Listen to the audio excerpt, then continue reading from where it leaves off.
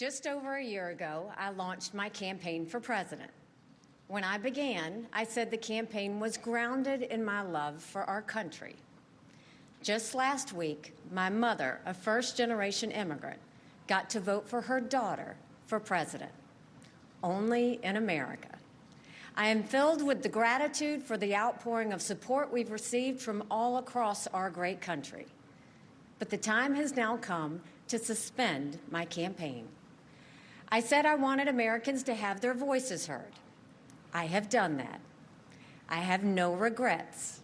And although I will no longer be a candidate, I will not stop using my voice for the things I believe in. Our national debt will eventually crush our economy.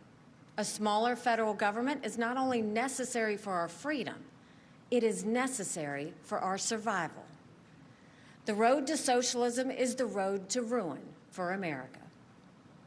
Our Congress is dysfunctional and only getting worse. It is filled with followers, not leaders. Term limits for Washington politicians are needed now more than ever. Our world is on fire because of America's retreat. Standing by our allies in Ukraine, Israel, and Taiwan is a moral imperative. But it's also more than that. If we retreat further, there will be more war, not less. As important, while we stand strong for the cause of freedom, we must bind together as Americans. We must turn away from the darkness of hatred and division. I will continue to promote all those values, as is the right of every American. I sought the honor of being your president. But in our great country, being a private citizen is privilege enough in itself. And that's a privilege I very much look forward to enjoying. In all likelihood, Donald Trump will be the Republican nominee when our party convention meets in July. I congratulate him and wish him well. I wish anyone well who would be America's president. Our country is too precious to let our differences divide us. I have always been a conservative Republican and always supported the Republican nominee.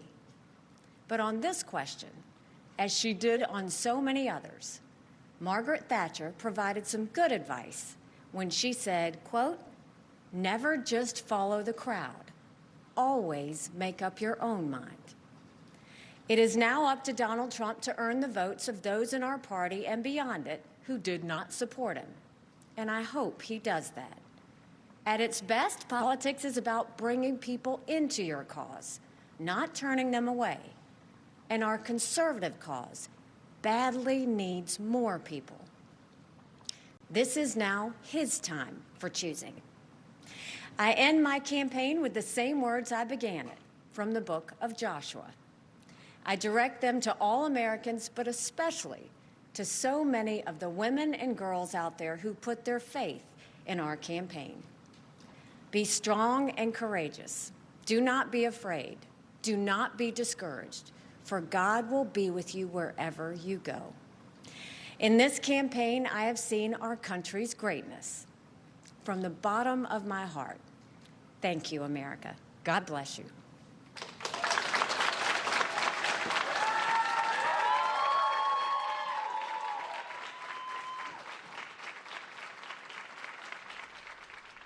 All right, that was former South Carolina Governor, former UN Ambassador Nikki Haley suspending her campaign, withdrawing from this race. She had some very interesting comments there as she was backing out of this campaign, essentially saying that she's not ready to endorse former President Donald Trump, saying that he needs to earn the support of her supporters, and made some very interesting comments, I think, a few moments ago, guys. We're joined now by Chief National Affairs Correspondent Jeff Zeleny, Chief Political Correspondent Dana Bash, CNN National Political Correspondent Eva McKen. But one of the things that you heard Nikki Haley saying just a few moments ago, Wolf, was that America needs to stand with Ukraine.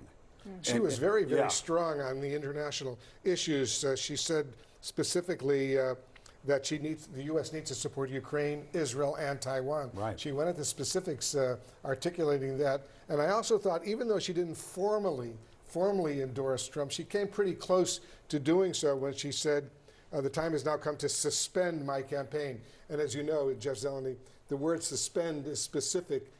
It's a legal word. It's not end my campaign, suspend my campaign in order to be able to continue to control all those campaign dollars that she raised. For sure. Suspend is a word that I think in this particular cycle, with all the wild cards, the age of the candidates, the legal cases, and just the fact that she won delegates, she's earned the right to suspend, not end her campaign. So I think that is important.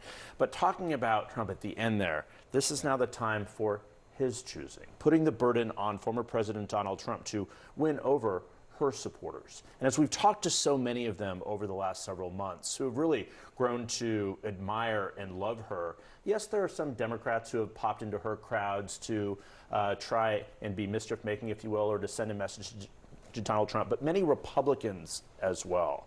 There are many Republicans, and I'm thinking back to a conversation I had with one in Charlotte over the weekend, and she told me, I hope Donald Trump treats her kindly and brings her into the fold.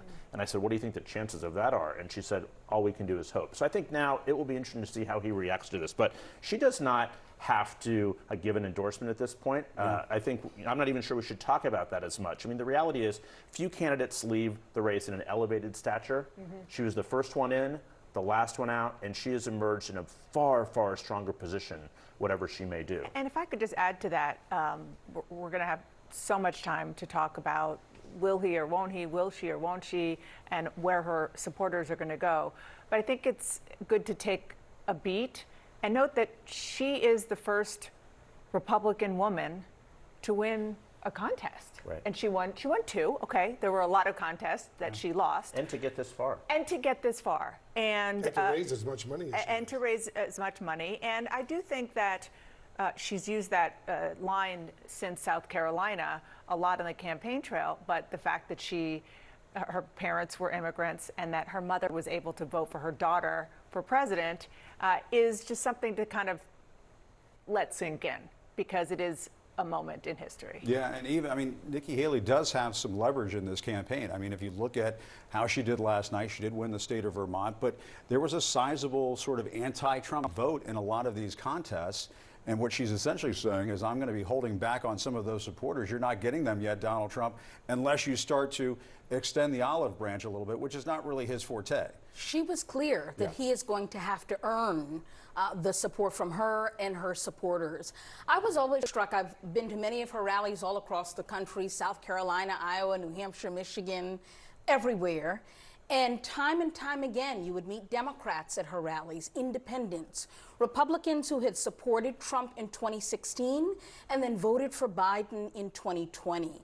And I think in this polarized environment, it takes a certain degree of political skill to be able to bring Democrats into the fold, to be able to attract these type of centrist voters. And so, yes, she is going to have a big role to play in the months ahead. Yeah, and some of those Nikki Haley supporters may not go back to Donald Trump. Wolf. They just might not go back to him. I thought it was the closest she came to actually coming close to endorsing him, Trump, was when she said, I congratulate him, referring to Trump, and wish him well. Yeah. Those were her words. Yeah, well, and she's had a lot to say about Donald Trump during this campaign, and so she may have to start dialing things back too. I mean, Dana, one of the questions that I had listening, and Wolf is absolutely right, is she leaving the door open to some extent to the possibility of being his running mate?